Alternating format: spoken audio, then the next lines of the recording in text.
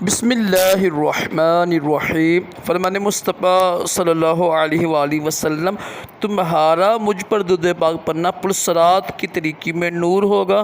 صلو علی الحبیب صلی اللہ علیہ محمد۔ 3 انگلیوں سے کھانا کھانا سنت مبارک رشت عطاری خوابوں کی تعبیر لے کر پیش خدمت ہے، اور آپ دیکھ رہے ہیں شار تعبیر۔ ایک تعبیر سنتے ہیں جانور کے حوالے سے۔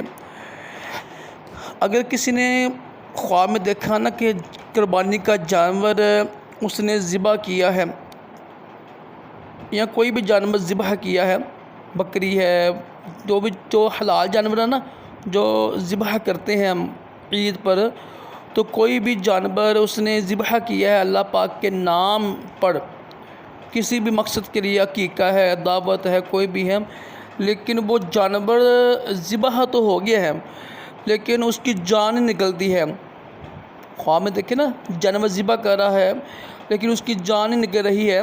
وہ تڑپ رہا ہے لیکن جان نکل رہی ہے، تو اس کی تعبیری ہوتی ہے کہ یہ بندہ اللہ پاک کے کسی فرض واجب میں، اللہ کے پاک کے احکام میں